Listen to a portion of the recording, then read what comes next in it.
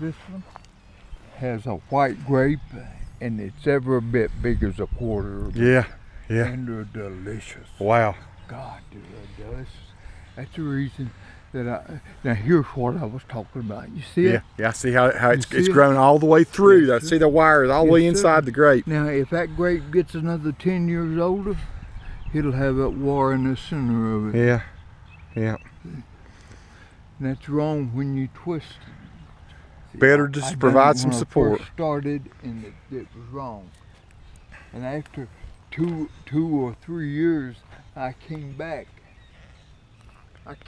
to these vines and tried to redo them and and then I cut all of the self-hangers off from the grapes and stood here and tried to untwist it. Yeah. You know, off of that wire.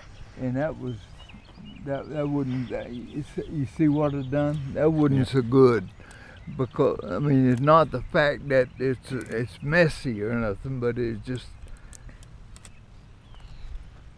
I didn't have, and if I knew what I was doing, I would have been successful. Yeah.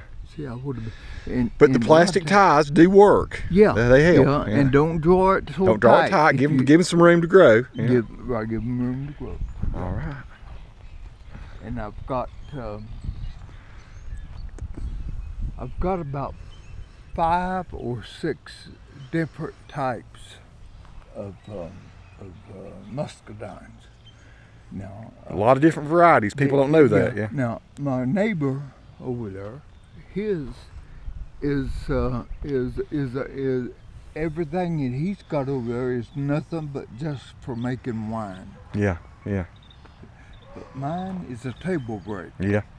Mine, these here you can sit and eat. Oh yeah. Drink your juice. I love it. You know, everything. But really, I did not realize. Nikki told me you had grapes, but I just didn't realize you had acres of grapes.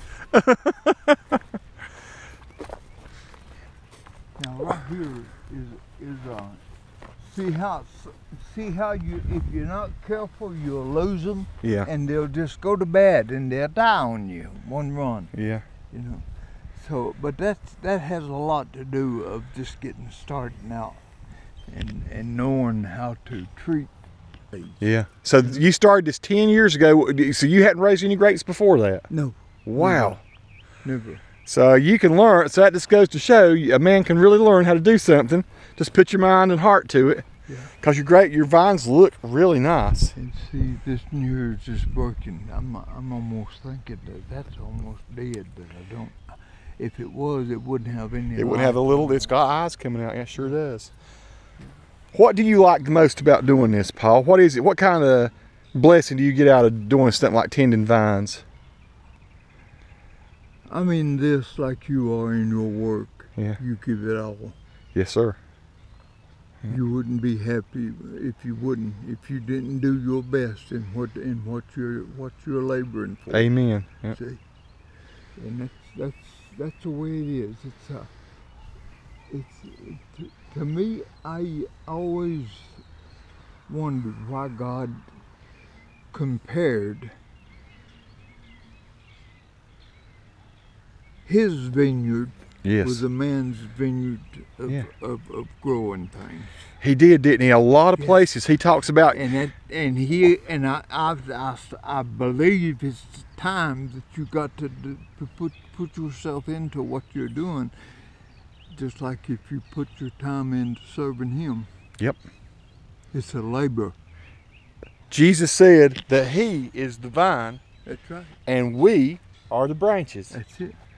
So he said the branches can't produce grapes unless they're in the vine. That's it. That's it, isn't it? Yeah. Amen. Yeah. The gospel is in a vineyard. It's in everything you do. Yeah. And what I done with this row from right there. Now I never planned how to grow anything. I just put it together as I went along. Yeah. Yeah. But I went to Nikki's Aunt Camay. Yeah, Aunt Caramel, yeah. And she's got a big vine over there. That year it was the vines had come down and got into the ground and produced just about as many roots as I wanted to plant. Yeah. So I went over and asked her if I could have some of them if I go out, and I dug about 7 or 8 of them and made one complete row. So those all came from Caramais. And that's the vine that I produced through Caramais. Wow. Then every year, like right here, I had about 40 of them that I put in when the vine grows down. Like I say, I'm still learning. Yeah. But if I'm gonna grow any more and produce any more new vines next year, I will do it singly, individually, in little pots. Yeah. See? Then that little pot represents a whole vine. I don't have them all mingled up. Yeah, yeah. You know, into one. Here is one that I ordered and got a start on here, and it's called Like I said, magnolia. a magnolia. And you talk about a good A magnolia grape. A good sweet grape. Is you can stand here when they're ripe and you can eat. And I do that. I walk. You come out walking through to eat them? Yeah, I do that out in my blueberries. I walk around and eat all my blueberries off my bushes before they even go to the house. Yeah. So how long, Paul, from the time you put a grapevine in the ground, how long should it be before you're starting to get some grapes? The following year. Following year. So maybe this year we'll have some grapes. Our vines look real little. They look like they're maybe not even half inch. It ain't how big he is. It's how you keep him fertilized and how you keep him willing to bear. Yeah, You yeah. know? And see here. What kind of fertilizer do you use? Do you mind me? 10. Just 10, 10, 10. Put it on the ground. Put it on the ground. Keep it about 6 to 8 inches away from that vine. Don't let it. Don't let it get too close. All right. Okay. Then after two or 3 year old vine underground, you got the same movement underground As you do on top. So spread your fertilizer on out. Take your handful and spread it. All right. Yeah. All right. But and this is a pretty one here. See how it come up. Yeah, it looks very healthy. Now I watched this vine, this roll of vines through here. I watched every week. I was on them just about every day, and I was taking my cutters. And I guarded this one that run all the way out. Yep. See? Yep.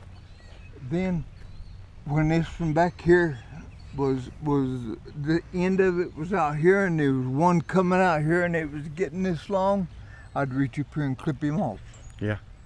Because me clipping him off leaves the Strength to this main vine. This one, the center vine. You have to nurture that single vine so that all these others can come off of it. Yeah. Make a strong vine coming out this way so that all these shoots can come off and bear grapes.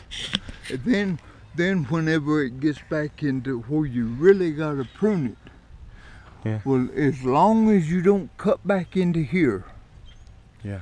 That vine will produce. Now, even after this year, some of these that's coming off, I'll be able to cut them back about that long. Yeah. You know, instead of having 3, I might end up with 5 or 6 prongs are coming out with them clipped off 2 inches at, you know. Yeah, wow. Then when it reaches my post, what I do is cut it off. Yeah. Cut it off.